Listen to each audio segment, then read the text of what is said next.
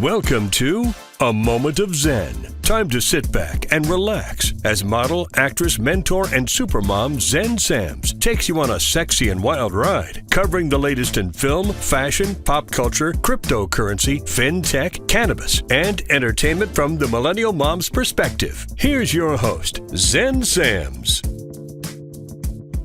Hello, my beautiful friends and loyal listeners. It's always such a pleasure to spend my time with you on the airwaves. Thank you so much for listening and interacting with me on social media. That truly does make it all worthwhile. Please make sure to follow me at Zen Sams. That's Zen with an X, not a Z. And remember that we're now live on Traverse TV Sundays at 1 p.m., YouTube Sundays at 2 p.m. And now all episodes of A Moment of Zen are available on Kathy Ireland's Your Home TV, streaming 24/7. We have such a great show lined up for you today. In our influencer segment brought to you by Navi, we're chatting with the amazing Rudy Bundini, a boxer turned model who ended up on a billboard in Times Square, instantly translating to millions of devoted social media followers around the world. Recently, he's ventured off into real estate, partnering with Brown Harris Stevens. He's coming on in just a few to chat New York City real estate, what drove him to shift and add on this new chapter for himself, and what type of real estate does a celebrity model and influencer like Rudy specialize in. In our innovation and tech segment brought to you by Caldwell Soames and ogpay.com, we are joined by our regular contributor, Paul Caldwell, and today he's joined by David Morgan, otherwise known as the Silver Guru. You've definitely heard of him. He's the publisher of The Morgan Report, a world-class publication designed to build and secure wealth.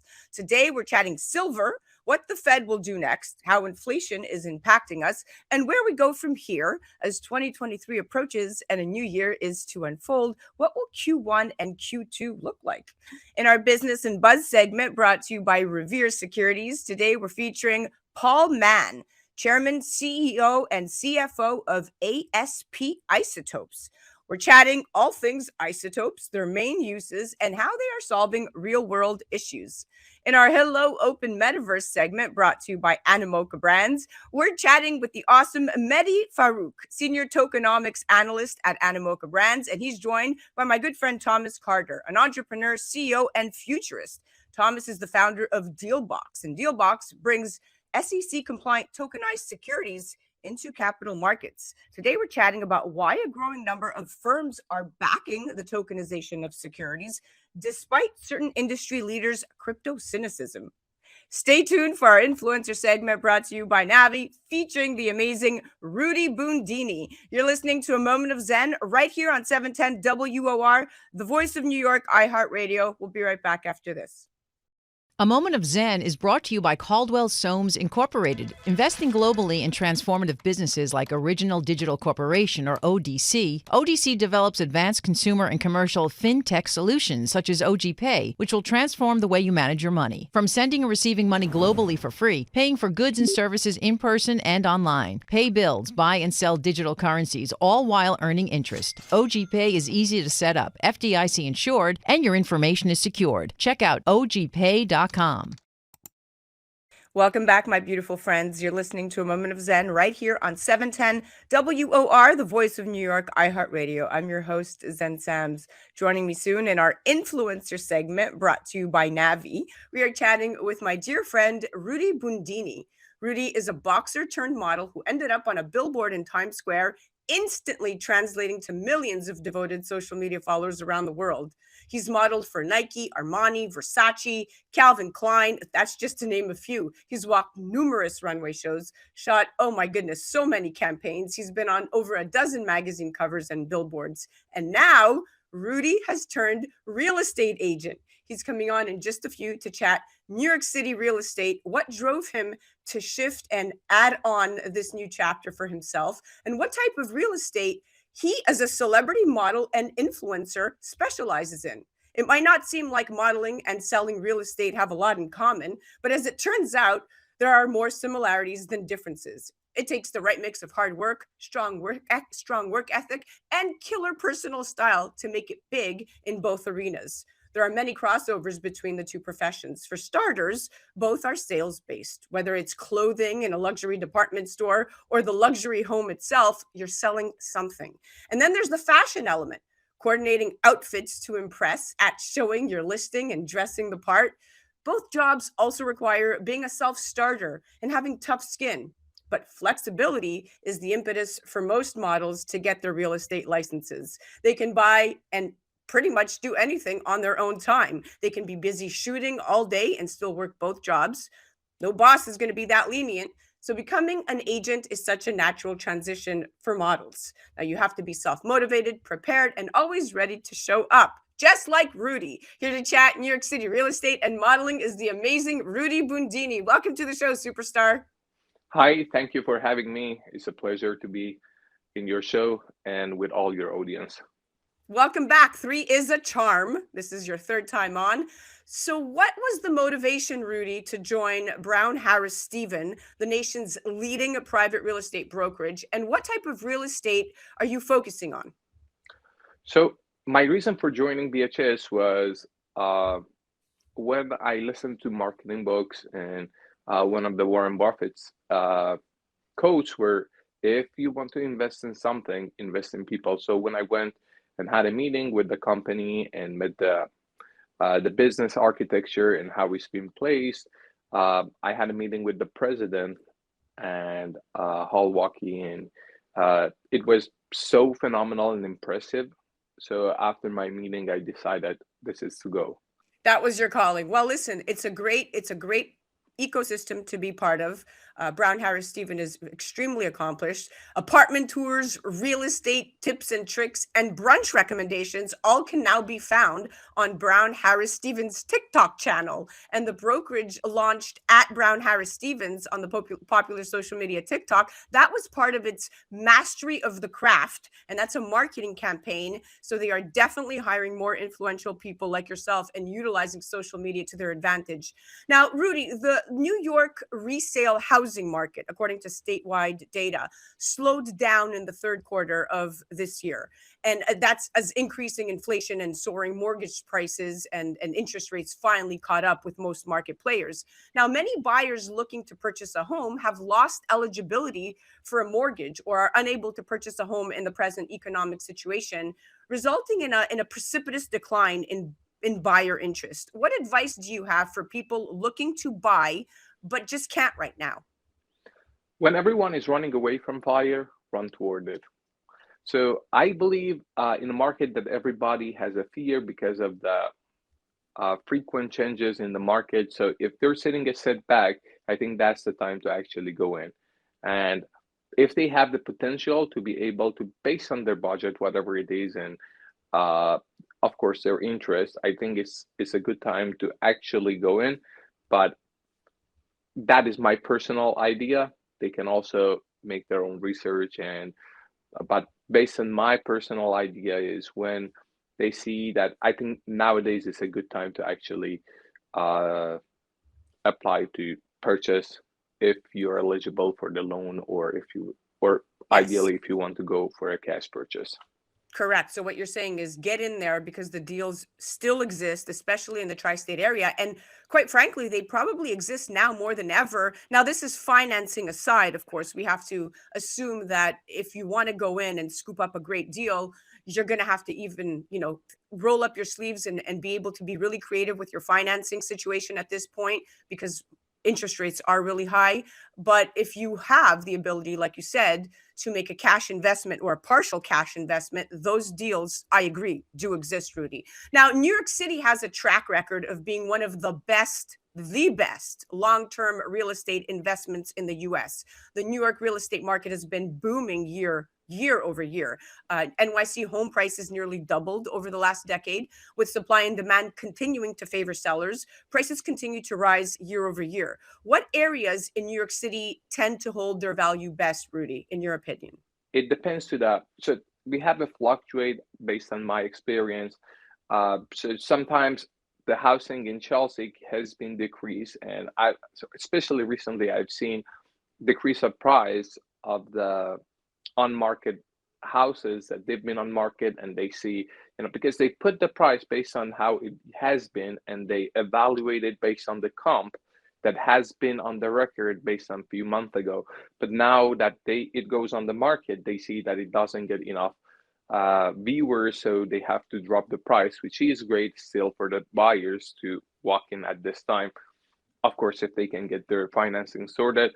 If they talk to their, I truly recommend that they talk to their banker. Sometimes they think they're not being qualified, but if they're creative with financing, I think they can find a way. For sure, but specifically, there's some areas in New York City, like for instance, the Upper East Side, that tends to hold great value for 2 and 3 bedrooms and family oriented buyers versus something, like Soho, where you have more lofts. They hold their value extremely well for the artist, the creative, the live home the live work situation. So you definitely have pockets, and according to, like you said, personal interests and personal styles, you definitely have those pockets that hold value best based on individual expectations. Right. Now, among metropolitan areas, Rudy, the New York City metro remains the country's largest real estate market by value. The NYC area housing market is valued at 3.5 trillion with a T. Now, Los Angeles metro is right behind it with 3.2 trillion. And this is a recent report published on Zillow. Now, in September, Manhattan accounted for half of all of new listings, with a median asking price of 1.475 million. So, Rudy, that's 48% higher than the citywide norm. As a result, Manhattan's median asking price reached 1.5 million. That's the highest amount since the pandemic. And the most expensive listing in September was on Billionaires Row, asking for $250 million. What price points do you focus on? And in your opinion, what units tend to sell the best? Well, when it comes to targeting the market, my focus is not where it is going to benefit me the best. I tend to have and navigate myself based on where I can help people the most.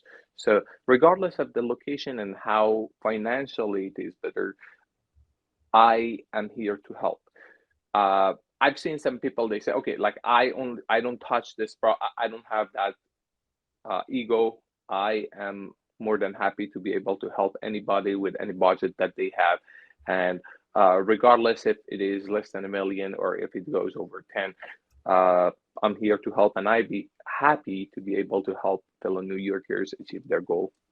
Now, that was such a Rudy answer because you do have a heart of gold. People in our entertainment industry know you as Thank just you. a heart of gold. And truly, I know that you're not doing this because you need the money. You're doing this because it inspires you. And I see that you want to help people find their perfect fit, which is a home that they will live with for maybe generations to come. Now, it's interesting that you said you don't have a price point that you focus on, because you're right. If you're out there and you're putting yourself out there to help people, then roll up your sleeves and do it, right? We've had people come on here that say we only focus on 10 million plus homes, luxury homes, but I guess you are truly in it for the right reasons. It was almost a trick question, Rudy. All right, now let's chat. This is interesting. Condo versus co-op. All right. So for years, buying an apartment at like co-op building 740 Park Avenue really meant something. And that something was quite simple. It's that you'd won. It was not a building for those on the make. It was a building for those who'd made it, the socially and financially dominant. So in the past, big money needed co-ops to be accepted and established.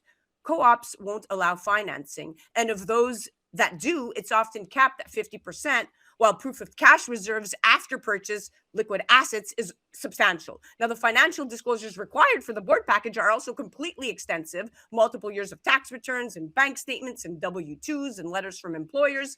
This could be a headache. What do you say to this co-op process?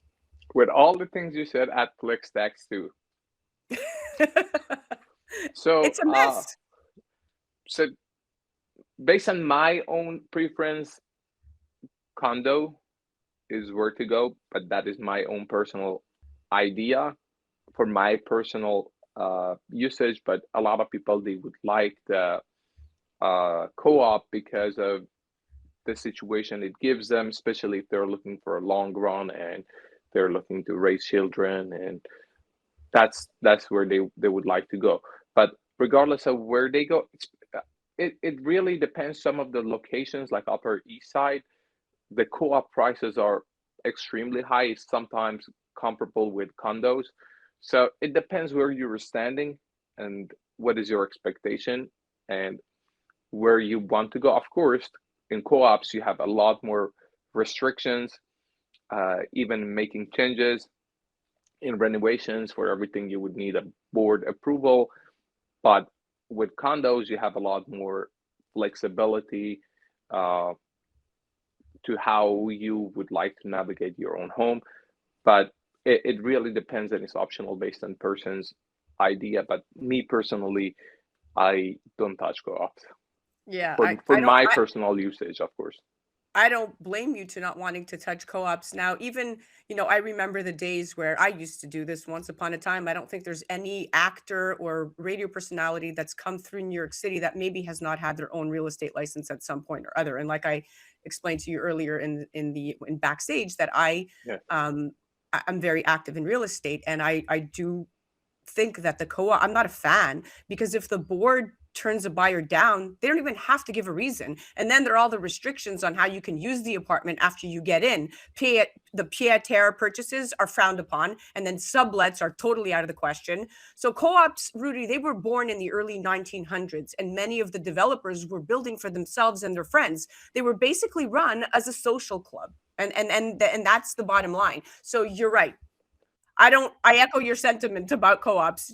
Stick to condos for investments. Well, listen, we are out of time, but it was such an enlightening conversation. I love it that you are now selling real estate and that you are at one of the best firms, Brown Harris Stephen. Congratulations. I would like to thank my agents, Sarah Rotter, Stephen Alwaki, and Bess, who is our CEO.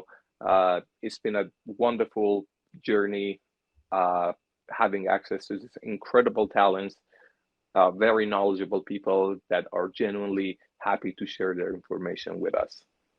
Oh, that was so sweet. Thank you so much, Rudy. Awesome having you on. Definitely come back again. Thank you. Thank you for having me.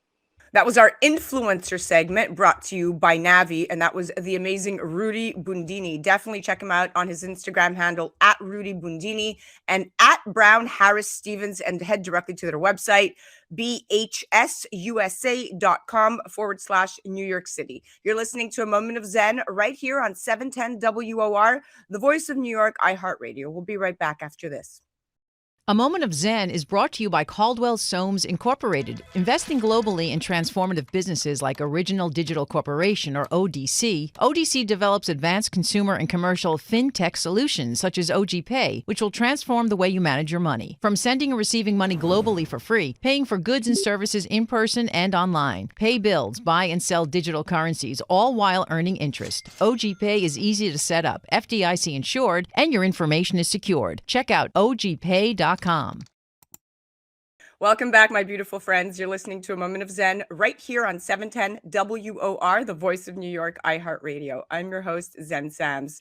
Up next in our innovation and tech segment, brought to you by Caldwell Soames and ogpay.com, we're joined by regular contributor Paul Caldwell, and today he is joined by David Morgan, a.k.a. the Silver Guru.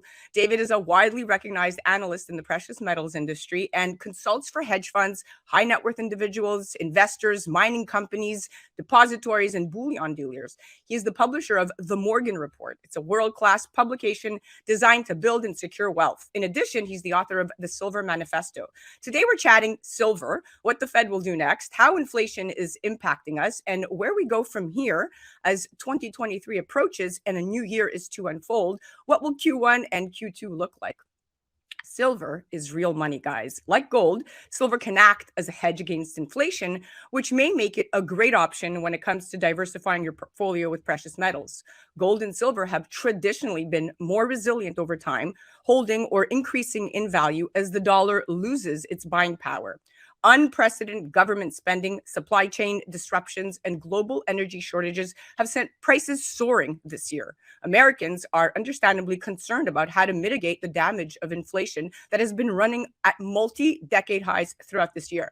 Unlike fiat currency, there is a limited global supply of silver. In addition, silver has held value around the world for centuries, and it has a wide range of uses that should help maintain demand over time.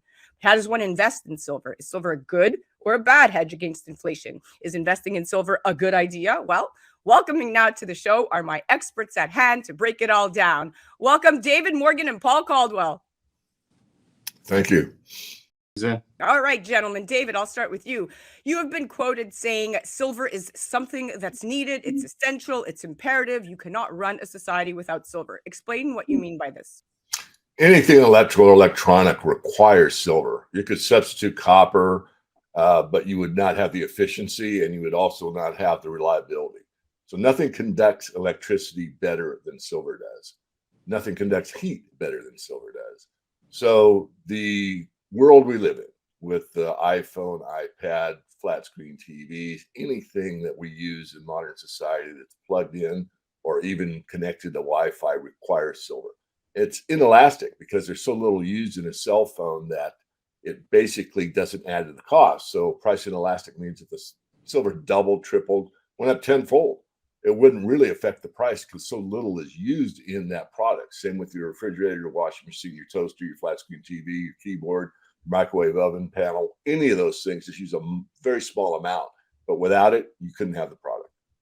Very true. So bringing me to the next valid point, Paul, one of the most obvious selling points for silver, to David's point, as an investment is the large number of uses it has, right? So silver is used in bullion and legal tender coinage around the world. It's also one of the most common metals used in jewelry. It has a wide range of industrial applications as well. So more than 36 million ounces of silver are used each year in just auto manufacturing. And as recently as 2019, the photovoltaic sector, so the conversion of light into electricity using semiconducting materials, that's that sector, accounted for about 10% of total silver demand, or about 98.7 million ounces. Okay, so there's a lot of use there. We see it. Each solar cell uses an average of around 111 milligrams of silver. So again, to David's point, Paul, we're seeing this recurrence. It's also an extremely common component of electronics, to his point, and it's used in soldering and other industrial applications. On ogpay.com, there is a precious metals tab, and users are actively trading metals. Talk to me about how fintech apps, Paul, are facilitating the trade of gold and silver today.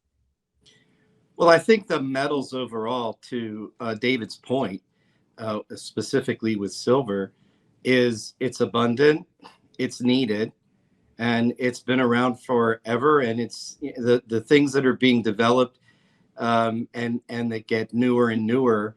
Really, I mean, they still require a component of silver. But from a hedge perspective, or from an investment, or from a digital assets perspective, it's very interesting because silver can also contribute to a person's diversity in their portfolio, for example.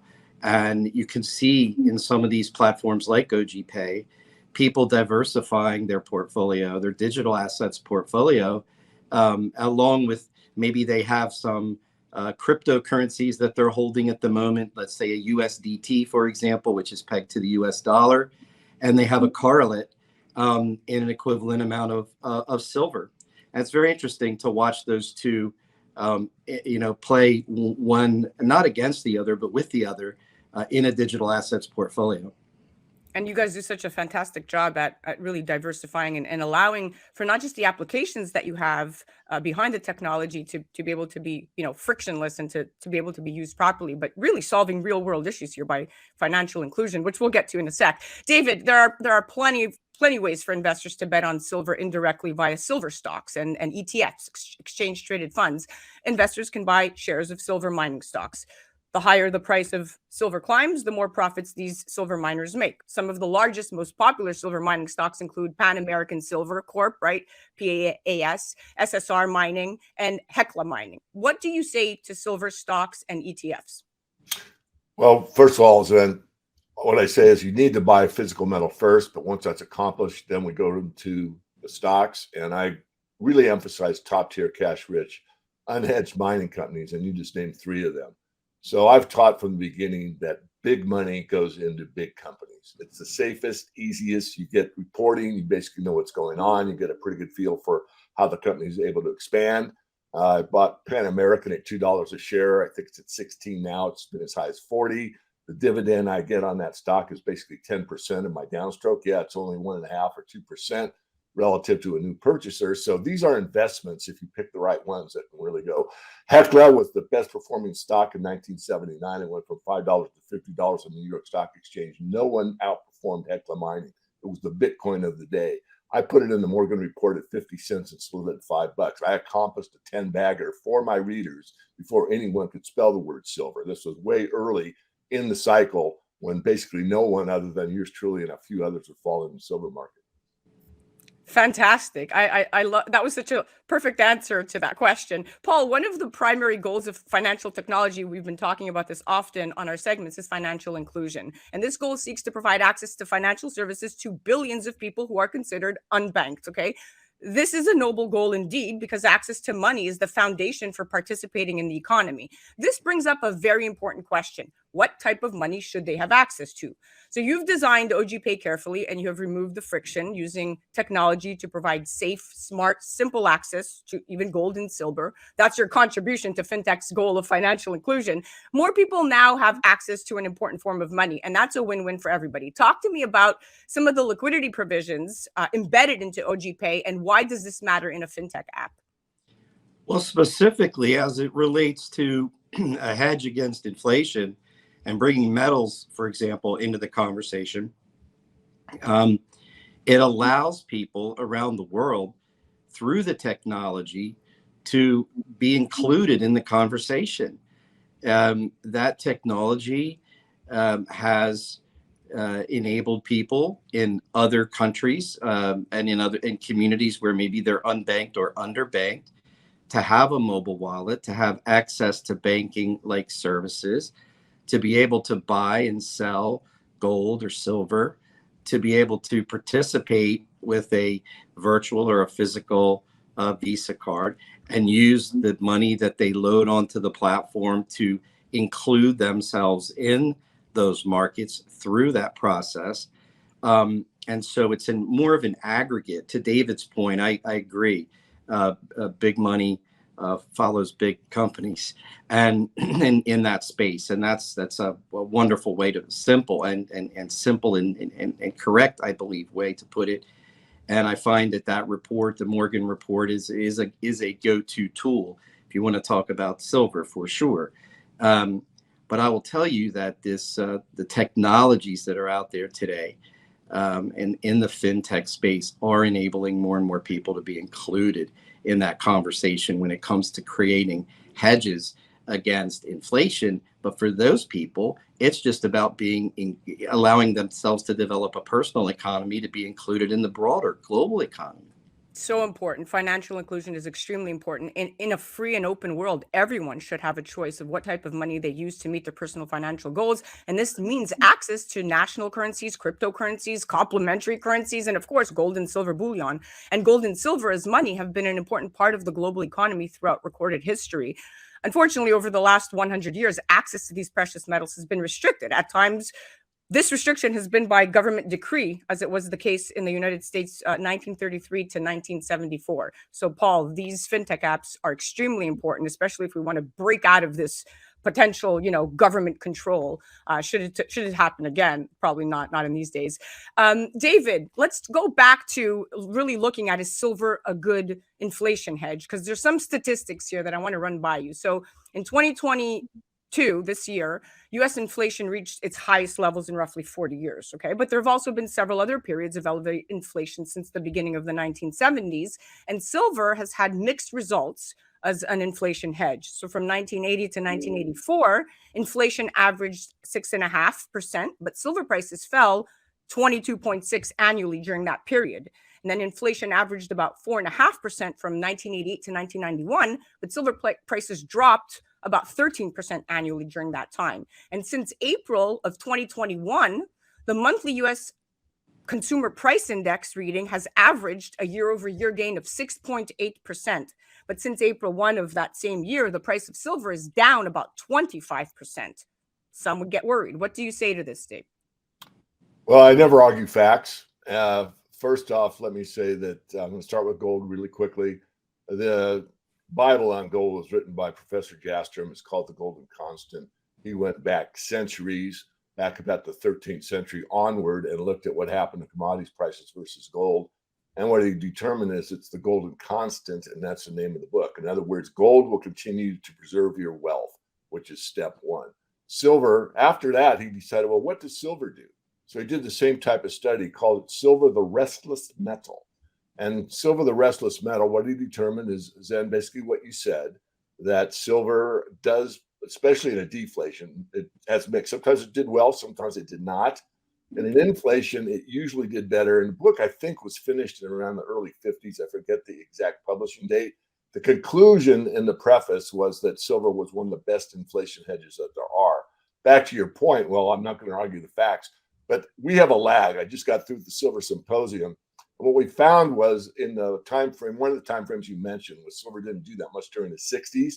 It went for the monetary value of $1.29 an ounce. And it took about 14, 15 years to January 1979 to get it to $6.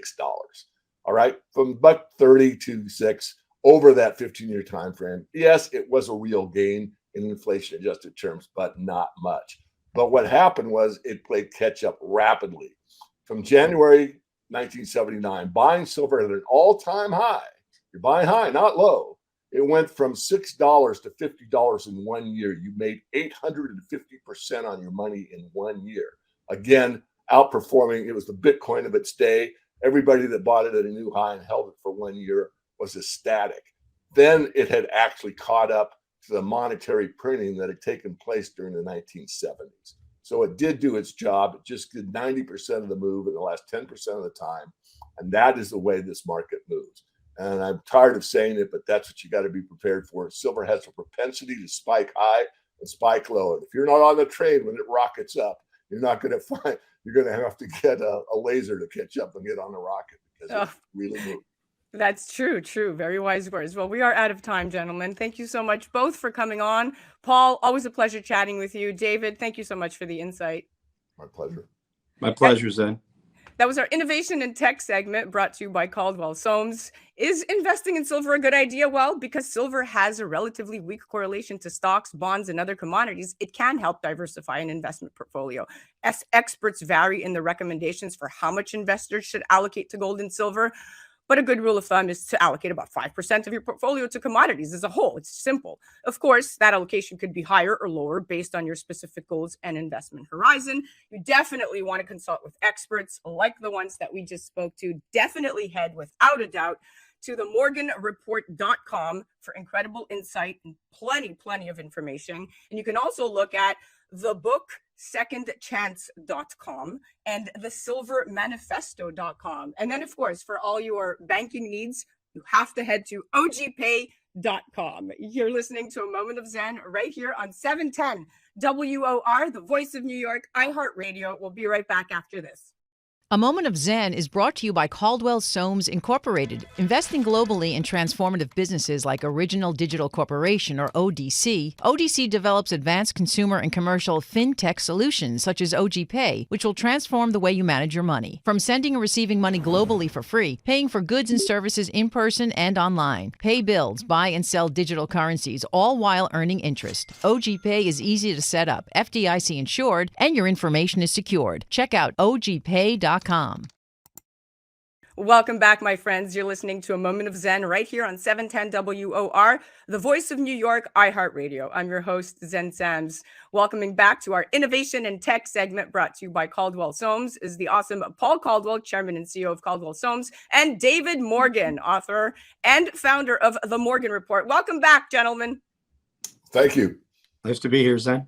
All right, Paul, let's come back to you. So the stock market has been on a roller coaster ride, largely because of Wall Street shifting expectations about whether the Federal Reserve is going to slow down the pace and size of its interest rate hikes. Here's the thing, though. Investors, in my opinion, are paying way too much attention to what Powell and other Fed members are saying about the economy and not focusing enough on numbers that show how the economy is actually doing. So unless the CPI report shows a notable decline in pricing pressures, the Fed is probably going to stick to its mantra that more large rate hikes will be needed for a longer period in time in order to finally squash inflation. Paul, what are your predictions here? Well, Zed, I'm not really very good at predictions. However, I will tell you that I believe that there are some fundamentals at play. Anytime you hear jobs data, really great jobs data, there's sort of an inverse correlation. That's not necessarily a good thing for the stock market. There are a lot of reasons for that, but if you look at the correlates, you'll find that to be true over time.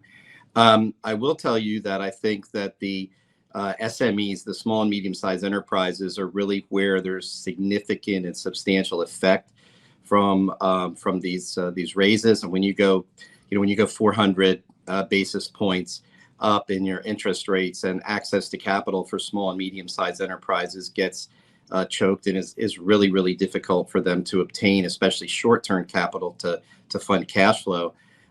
It becomes a significant challenge, because the money that they have access to, it's debt on their balance sheets, but that's one thing, a balance sheet impact.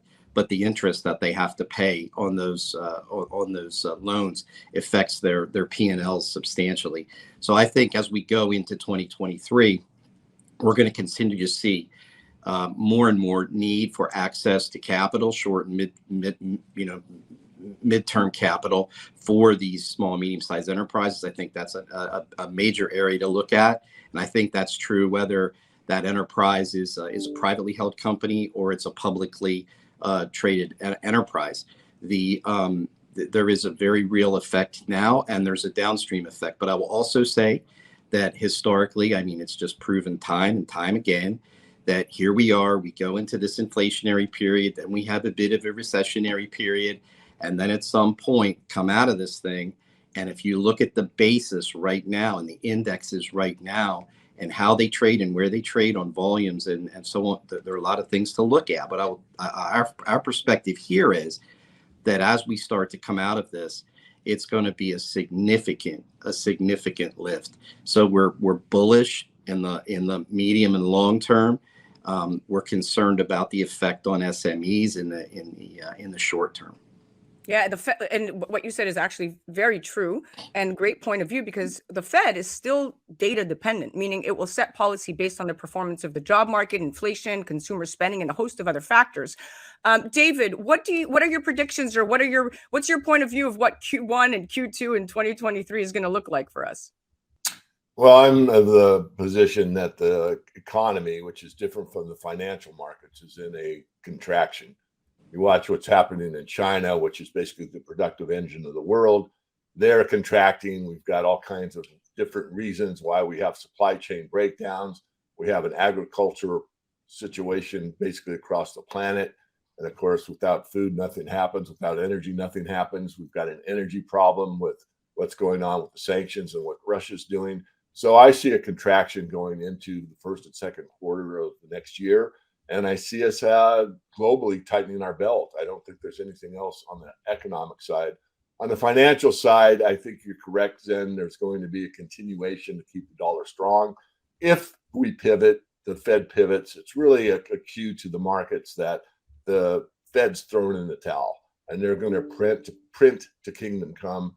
And if they print to kingdom come, that means that there's a possibility, not a surety, that we could go into a somewhat hyperinflationary mode and people give up on the dollar altogether. So they must keep the dollar strong until something breaks or we transition into the next financial system, which I think is waiting in the wings. Crazy times we live in. Paul, closing thoughts. I would just say that if you're watching this, or you're in the you're concerned more about your personal economy or your portfolio. I always tell people, look, stay the course. It's always a bad idea to sell to sell down. It's always a better idea to think about how you can cost average on some of these things going up. If silver, spikes again, everyone will be saying, geez, I wish I was in silver, because that's what always happens. If you want to add silver to your portfolio for a hedge, I think, now's a time you could buy. It's a good time for that. So I just think that it's a time for people to think about what their long-term goals are right now, because you can get some deals right now, I think, in the market where I think the market's going to reward much higher valuations going forward. But I think it's a longer-term thing. To David's point, I agree that we're in for a couple more quarters at least of pressure on the markets.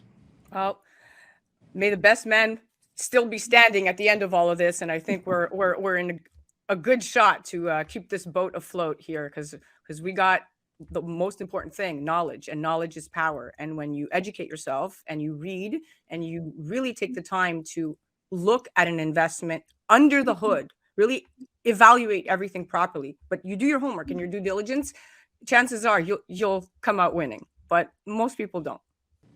That was our innovation and tech segment brought to you by Caldwell Soames. Paul Caldwell, thank you so much for coming on. What a pleasure chatting with you. My pleasure, Zen. David, thank you so much. Great guest, great content. And we're definitely sending lots of people your way. Zen, thank you so much. Absolutely. Guys, definitely check out David Morgan, themorganreport.com. Definitely head to Caldwell Soames by checking out some of their more incredible properties like ogpay.com, where you'll get to see my face greeting you with all the trust in the world, because that is one of my favorite fintech apps out there. It's made my life so easy as a mom. Everything is at my fingertips.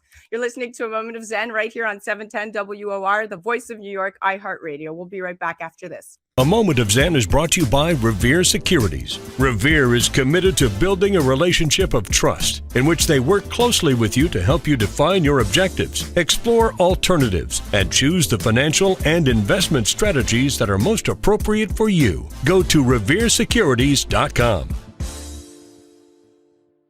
Welcome back, my beautiful friends. You're listening to A Moment of Zen right here on 710 WOR, the voice of New York, iHeart Radio. I'm your host, Zen Sams. Up next in our Business and Buzz segment, brought to you by Revere Securities, we're featuring the awesome Paul Mann, Chairman, CEO, and CFO of ASP Isotopes.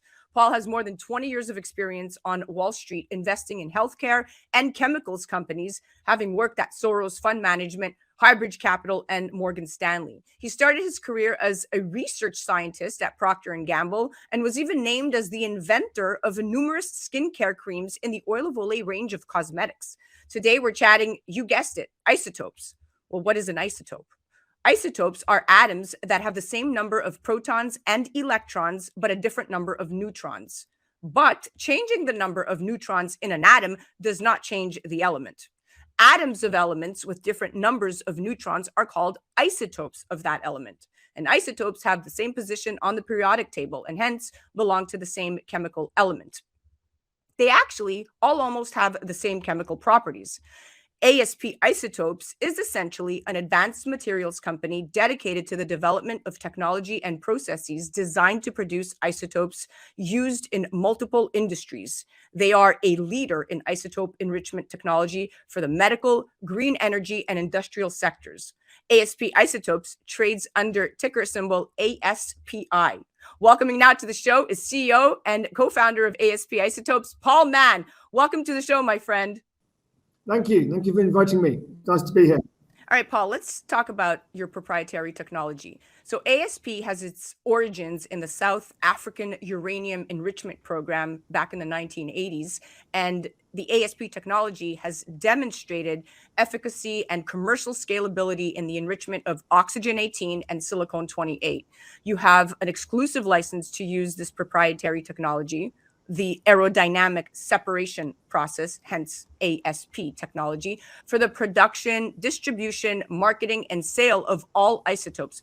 Talk to me about this extremely proprietary technology. Yeah, so there's been a long history in isotope separation, really started in the Second World War. And when you enrich an isotope, you're basically trying to separate these atoms out by mass unit, and specific isotopes have got very specific properties that can be found useful for very advanced technologies and things that will help us in the future. So when we found the technology in South Africa about 24 months ago. It took a long time to acquire and buy the technology. We realized straight away this has a profound number of applications in the world that will both help the world today and in many applications in the future. I think maybe one of the easiest ways to explain how this can be used is take silicon-28 as an example. When you think about silicon, that goes into most semiconductors and solar panels. You see it and use it every day. But most silicon-28, think about it pointing vertically or pointing in the flow of direction of the electrical current. But silicon-29 faces the opposite direction. It blocks the electrical current, and so it shuts down the conductivity and the effectiveness of a semiconductor. If we can remove that silicon-29, the conductivity and effectiveness of a microchip or a semiconductor increases hundreds of fold or thousands of fold. So when you think about the semiconductors of tomorrow, which are going to enable things like quantum computing, we have to remove that silicon-29 for these conductors to be able to be effective enough to enable that technology. And our process allows us to remove certain isotopes of certain elements to enable these technologies. So that's one of the easiest ones to explain, but we've got a number of isotopes in development or in commercial production or close to commercial production already. And that's kind of what the goal of it. That's what the aim of the company is. Does that answer your question? Yes, it's very interesting because what you're saying is silicon-28, which you believe has the potential application in the quantum computing target end market, is really one of those shining stars. And carbon-14, I know you believe has the potential application in the pharma agrochemical target end market. So lots of cool stuff that you guys are doing. I have an interesting question, just as a general blanket question. When you talk about isotopes found in everyday life, not the complicated stuff, what are we really looking at? Like detection and treatment of cancer, or is it geological experiments? What's the focus? That's right. So one of the most common radionuclear imaging processes in the world is something called a SPECT scan. And you have that to detect things like cancer or other abnormalities of your body.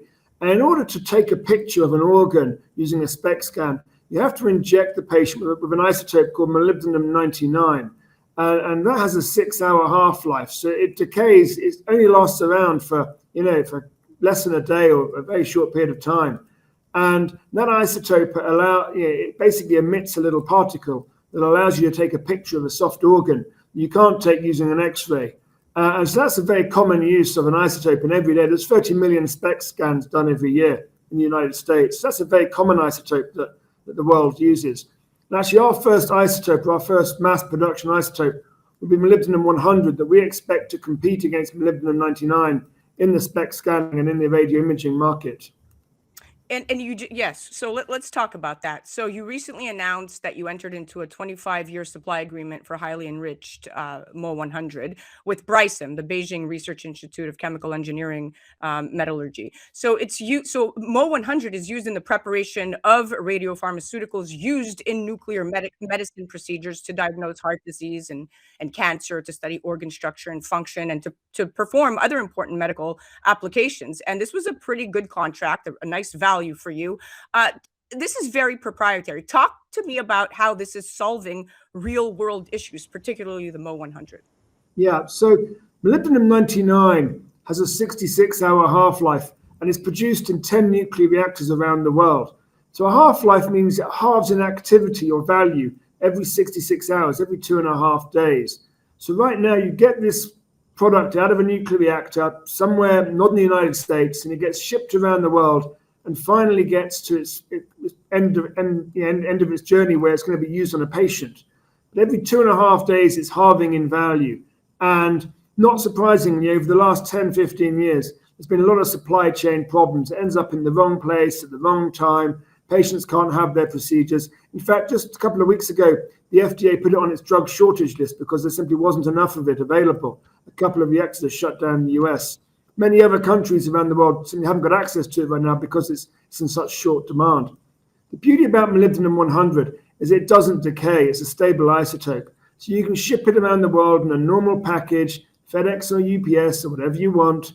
You keep it on the shelf as inventory, and you can take it when you want to use it. So it solves a lot of that supply chain problem.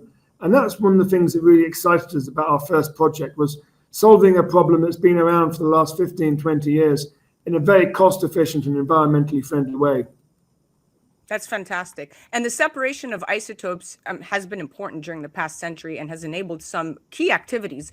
Talk to me about what these key activities are and what does the future hold for the separation of isotopes?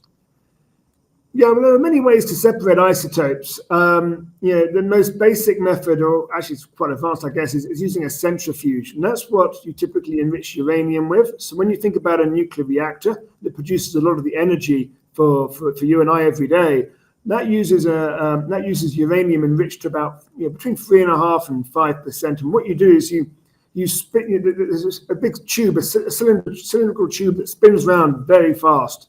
And that creates essentially a vortex inside the tube. And the heavier atoms go to the outside, the lighter ones stay on the inside.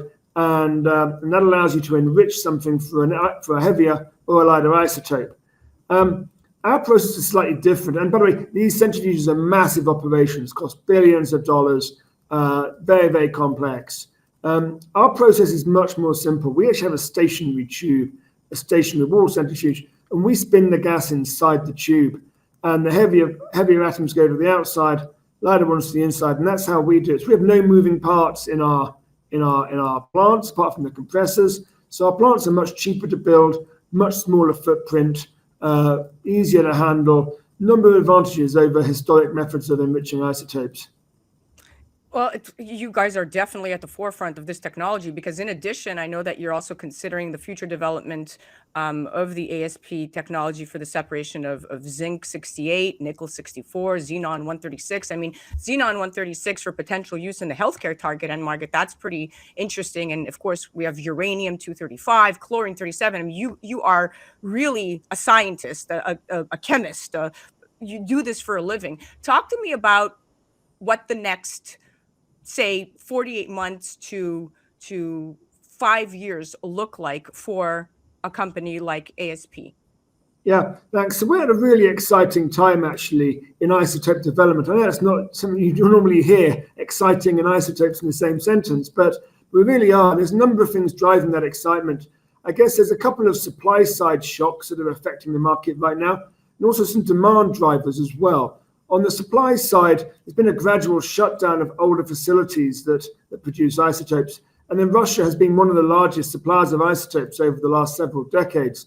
Russia's, I guess, many customers are looking at who their partners are here and who their suppliers are.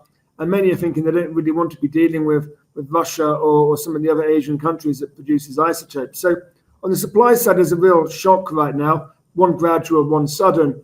On the demand side, there's a lot of new uses for isotopes evolving over the next 5 or 10 years.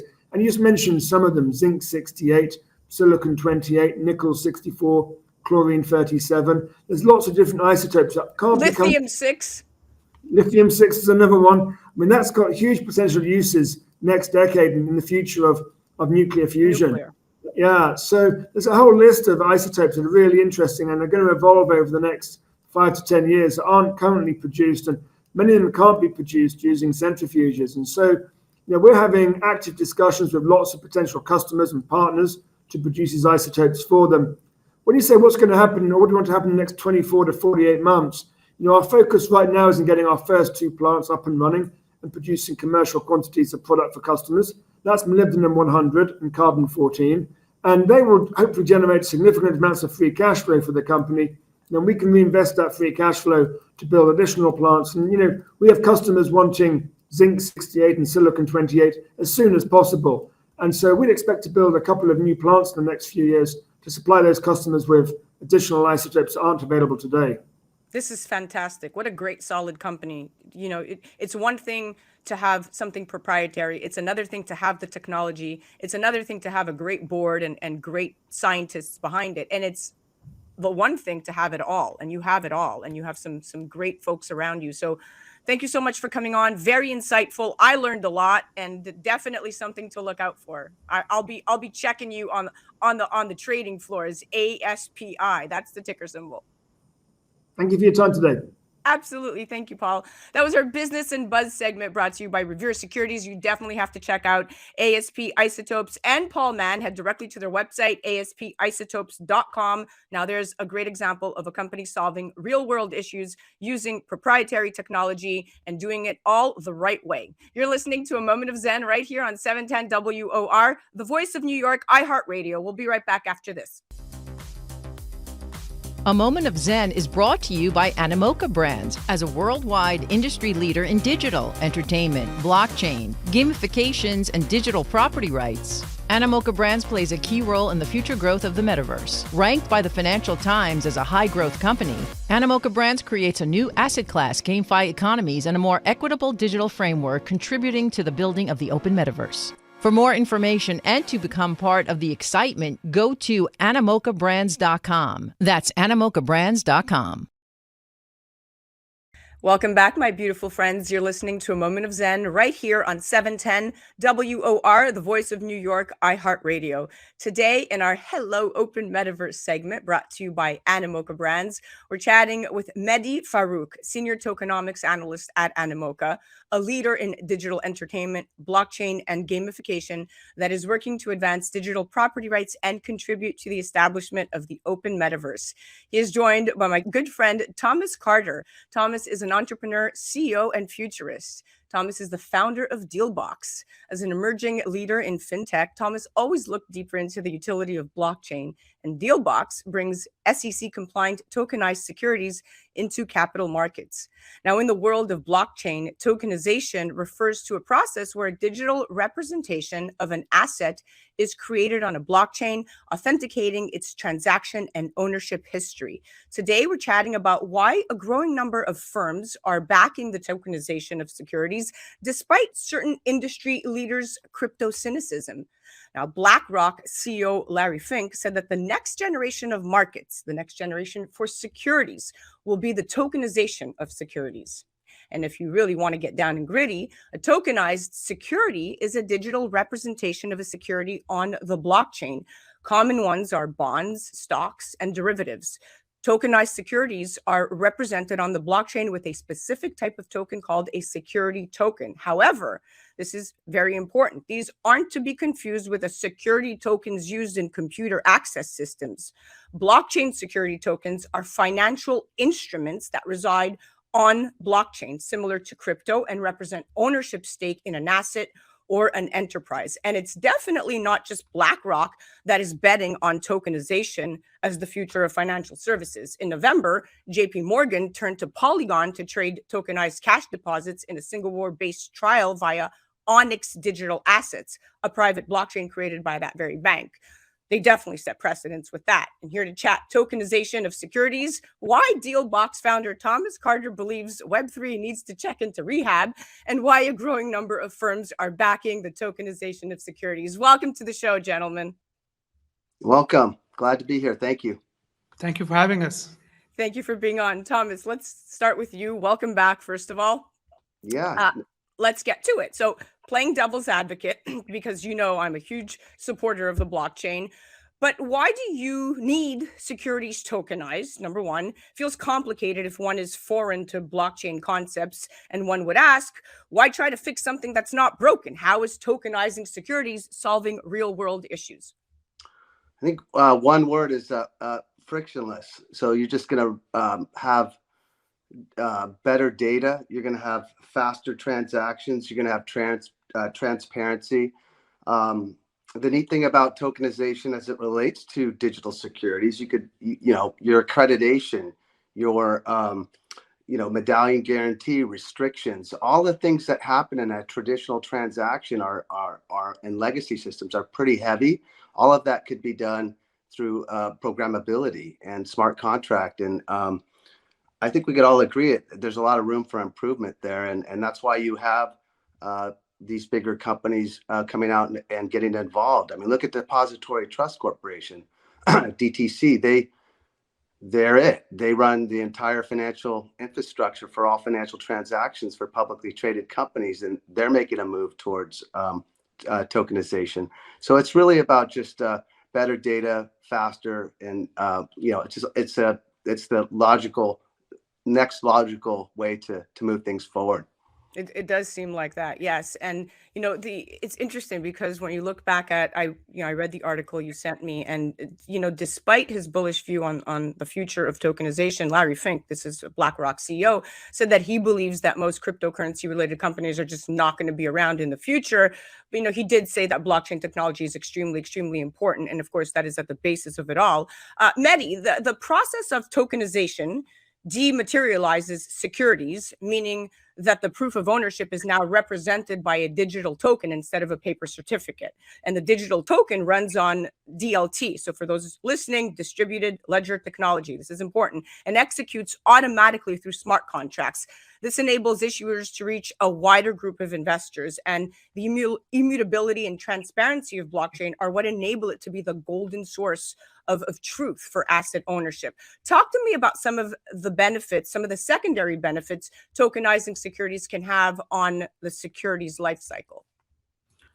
So theoretically, you'll have access to international markets, and those international markets will be 24/7. So we have already seen emergence of DeFi, where you'll have liquidity 24/7 across the world. And when you have that kind of a liquidity, let's say even if you are in Pakistan or even if you're in India, you can trade some of the illiquid assets theoretically and do it 24/7. So that's number one. The number two is, since DLT technology has composability, since everything is on one layer, you can do interesting things within the ecosystem. So let's take Ethereum, for example. You can do trading. After trading, you can also do lending and borrowing, and then also use the assets for option trading. So we don't have that type of interoperability and composability in traditional finance that we can kind of think about having it in with a digital asset layer of crypto and blockchain. Exactly. From you basically mapped it out, from reducing room for human error or manipulation to smoother record keeping and reporting. It's definitely very revolutionary. Also, like traditional securities, tokenized securities are designed to be traded. Security tokens are even available, like you said, this trade of 24/7 with no limits. This is increasing liquidity in the market, and now that you've mapped it up, making the market more accessible to global trade, which is part of this entire reason why this should be happening. As a result, tokenized securities can bring, if you look at it from a financial instrument, increased portfolio diversification to investors, while businesses or enterprises can leverage security tokens to really extend investment opportunities beyond the deep pocket or elite. So thank you for nailing that. Thomas. One thing I missed, sorry, Go ahead, just go to ahead. add, is the fractionalization part, which we have already seen happen on crypto. So let's say you are LP in a VC, like let's say venture fund, and you want to offload some of your vested capital. You can do that in a fractionalized way. So not completely selling it, but just selling a proportion of it, which is not possible because of illiquidity in traditional market, but you can see that happening in crypto. And we can already see that happen in crypto with digital assets. So when we speak about NFTs, you can see some of the NFT being traded in a fractionalized format, so a portion of a complete asset. So that is something which is also very unique to crypto. Thank you for adding that. Great piece of information. Thomas, you recently published an article, a very good one, and called it Checking Web3 into Rehab, saying that the rehabilitation needed is both of the ideological and regulatory side, and both seem very difficult to come by. You had a great reference in there. Coinbase's CEO Brian Armstrong was recently quoted saying crypto regulation in the US has been hard to navigate, and regulators really have basically failed to provide a workable framework for how these services can be offered in a safe, really transparent way. What do you say to this, and how do you bring forth a regulatory framework to the space without limiting the potential for innovation? Well, there's always going to be innovation. I think innovation has to come through regulatory framework to truly get acceptance. So, I mean, you could build like all the things that are happening in crypto in terms of the utility. You could build that utility into regulatory framework. It just has to have the compliance side. I think the unknown is a big problem. I think disclosure is critical, and I think that's what you get when you're tokenizing real world assets. You could tokenize revenue, you could tokenize debt, you could tokenize real asset backed securities. I think are the future, because they're more you have that information that's going to be required. They meet the regulatory framework. You need the accreditation. You need to know if people are accredited or non-accredited, so that you know how to market these instruments to them.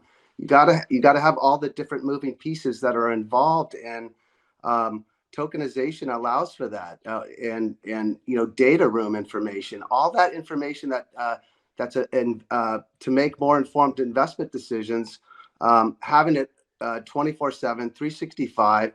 And tokenization allows all that to happen. But regulatory framework, I think, is key, because you're not going to get I think when you look at crypto market, I mean, we hit a high of 3 trillion, right? We're at what, 800 today? I mean, I'm 800 billion. you're talking trillions and trillions of dollars. They can't go into uncertainty. I know markets are uncertain in general, but you have to have a level of certainty, and that comes with regulatory framework. And that, I believe, limit a lot of the volatility because of the transparency and all the benefits around it. Without a doubt. But what do you think the delay in getting regulated here is? Do you think it's just the unknown? I think you had the wild west step in, and you saw people raising money with a white paper, and I how sustainable is that? And I just think it got off to a wrong start, and I think digital securities, digital assets. I mean, it's been stated it's in a multi-trillion-dollar market. The data's out there. Do the research, but it's where things need to go. I think the market's got, there's a lot of interesting innovation that happened with cryptocurrency. There's a lot of innovation that happens with publicly traded companies. Just think of, the startup, instead of it just starting up building the software, their application, they could still do all that, but just use it using Reg D, using the regulatory framework, use it traditional, methods that have been out there that have been sustainable. Apply those to, the innovation of blockchain and distributed ledger technology. I mean, you're going to see the markets just, I think you're going to see the internet of value, which is really what we're talking about here, grow. Yeah, very well said and good point.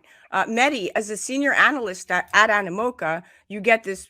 You get this by trade. It's what you do. You get this very well. Digital securities or security tokens, STOs, these SEC compliant securities that are subject to the traditional regulations all securities abide by. These, to Thomas's point, in his article, very well written, these securities just happen to be created through the process of tokenization and exist on chain. And if you read that article, innovation like STOs are the poster children, poised to survive and bring hope to, I love this, to hope to the crypto winter, quote unquote, by Thomas. What do you say to this, Medhi? I feel like all of this is possible. The concern at the moment is the tech stack is still very nascent. So the issue is with regulatory clearance, we don't have the infrastructure ready yet. So minting on a smart contract is easy, but one-stop solution in terms of having settlement, custody, and regulatory clearance all in one solution is difficult. So one of the issues at the moment is when we talk about public blockchain, for example, anybody can airdrop me, but if somebody is from North Korea or Iran, which is a sanctioned entity, if they can airdrop me anything in my wallet, it's against the regulation. It's against their sanction. Similar with the validator set, if the blockchain is secured by actor, which is bad, or in some other country, it creates issues. So we haven't come up with solution on the infrastructure side of things to kind of get that regulatory clearance. And hence, because of that reason, we haven't seen it kick off. Even though there is a lot of potential, it's a $50 to $60 trillion opportunity. But since the stack is still very nascent and there are few areas to kind of iron out, because of that reason, it hasn't kicked off. Interesting. Thomas, do you want to give some commentary? We have about a minute left about, the STOs are, how you describe this. Are the poster children poised to survive and bring hope to the crypto winter? I want to hear more about this. We have about a minute. Well, you brought up a good point about there, but if you're look at people buy publicly traded stocks all over the world. The capital markets, U.S. capital markets are the pinnacle of, just follow that framework for the asset, and build your stack around that becoming digitized, and then it all could be consumed. I don't think it's as difficult. It's just people make it difficult because they don't understand the regulatory environment. If you're taking traditional assets and then you have the appropriate stack that's going to move those assets, provide the transparency, provide all the best practices, there's not going to be any issue. So I think that still the interoperability, having a simple way to transact, with like what we're providing with the $ your name. I think having the interoperability piece is still there for the adoption, but you need to make it simple. You need to make it secure, and we are solving a lot of those challenges, and we have lots of clients, and we're excited about the future of security tokens, and I think it is the future. You're definitely solving real world issues. And I know you're doing that at Dealbox and, of course, at Animoca. That's what they do all day, every day. But tokens are essentially transformative features on, in the Web3 business models. That's what it is. It's separate of authentication. They represent programmable assets on the blockchain that grant users ownership, incentives, and participation in the growth and governance of Web3 platforms. And that's what this is all about. We are out of time, gentlemen, but I wanted to thank both of you for coming on and providing such insight and knowledge into what could seem rather complicated, but thank you for simplifying. Thank you. Thank you. This was great. Thank you. Guys, you're listening to A Moment of Zen right here on 710 WOR, the voice of New York. That was our Hello Open Metaverse segment brought to you by Animoca Brands. That was the awesome Medhi Farooq, Senior Analyst at Animoca. And that was our dear friend, Thomas Carter. Check out Thomas Carter. Head to thomascarter.io or dealbox.io. And of course, for all the fun and excitement, definitely check out animocabrands.com. You're listening to A Moment of Zen right here on 710 WOR, the voice of New York. We'll be right back after this. A Moment of Zen is brought to you by Animoca Brands as a worldwide industry leader in digital, entertainment, blockchain, gamifications, and digital property rights. Animoca Brands plays a key role in the future growth of the metaverse. Ranked by the Financial Times as a high-growth company, Animoca Brands creates a new asset class, GameFi economies, and a more equitable digital framework contributing to the building of the open metaverse. For more information and to become part of the excitement, go to animocabrands.com. That's animocabrands.com. Welcome back, my beautiful friends. You're listening to A Moment of Zen right here on 710 WOR, the voice of New York, iHeart Radio. Welcoming back to Hello Open Metaverse, brought to you by Animoca Brands. We're chatting with Medhi Farooq and the awesome Thomas Carter. Welcome back, gentlemen. Hey there. Medhi, let's start with you. So tokenization now paves the road for so-called stable coins to be introduced. Stable coins are e-money that are backed by assets or fiat currency. They are what we quote unquote tokenized funds backed by funds such as commercial money, e-money, or central bank money, which an issuer or custodian holds for safekeeping. This implies that there is a commitment to ensuring that tokenized funds can be redeemed in full. So the use of stable coins allow instant settlement of investments and payments automatically and globally. What are your thoughts? Are you a fan? Big fan. I think in terms of crypto assets, I think one thing to distinguish is medium of exchange and store of value. I think we need both. We need assets that go up in value, down in value, but we also need stability. And I think stable coins provide that. So if somebody who's living in an emerging market, they can relate to this. They would rather own, let's say, a dollar amount or a euro amount in their wallet versus some of the crypto assets or some of the currency of a native country they're living in because of volatility. So you need both the features. At the moment, we feel there's a lot of crypto assets out there, crypto commodities out there, but there's lack of medium of exchange. There are only few players out there that dominate. And if you're talking about securitization and tokenization of renewable asset, you'll need that medium of exchange to kind of buy those because you're already taking underlying risk of the volatility of those assets. Yeah, that's a very good point. Thomas, what is the mitigation here? What platforms, are there any trusted ones out there that are really, on your radar? But more importantly, are you a fan? What are your thoughts? Huge fan. I would question maybe some, but I don't want to mention. But I think having something pegged and having that stability is key. And I think the stable coins can provide the liquidity pools, the transfer. I think stable coins are going to be another key foundation of this ecosystem.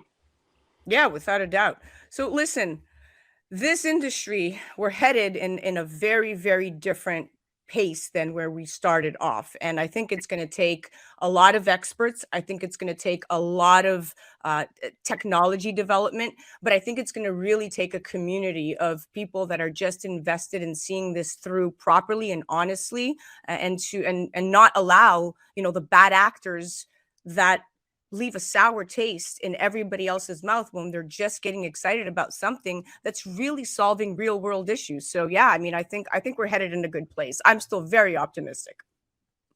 I am too. There's a lot here. We're just scratching the surface. So I think it's about trust and transparency. And I think blockchain distributed ledger technology provides that. Absolutely. And we want We want to reduce all the friction. We want to reduce the intermediaries, and I just make it, make it simple, make it safe, and make it secure. But you have to follow that regulatory framework. You have to have the disclosures, and I think asking those right questions that are part of that regulatory framework helps eliminate a lot of these bad actors, because you're going to be, if the information's not there and it's not what it needs to be, why provide it? True, very true. Why provide it? Medhi, closing thoughts. Yeah, if you're a builder, keep building and be optimistic in this field. I've worked in traditional finance and now I've pivoted to crypto and I'm not going back.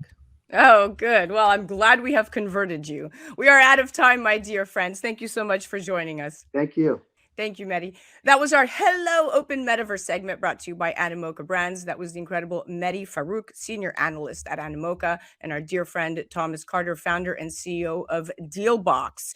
Now, guys, remember, blockchain and security tokens bring extensive opportunities for issuers looking for a wider pool of investors across state borders, while providing investors with more opportunities for portfolio diversification through tangible investments in a digital asset, whether they be tokenized securities or new asset classes. Still, it's important to understand how to issue security tokens, to Medhi's point, in a way that's safe, compatible with compliance and other financial market needs, and not overly complicated. So you have to do your homework and your due diligence. You can't just jump the gun on this one. You're listening to A Moment of Zen right here on 710 WOR, the voice of New York, iHeart Radio. We'll be right back after this. A Moment of Zen is brought to you by Revere Securities. Revere is committed to building a relationship of trust in which they work closely with you to help you define your objectives, explore alternatives, and choose the financial and investment strategies that are most appropriate for you. Go to reveresecurities.com. Well, that's a wrap, my dear friends. A good night and wishing you happy holidays. Christmas Eve is just 1 week away. Remember to join me right here. I'll be with you. Same time, same place, 710 WOR, the voice of New York, next Saturday night.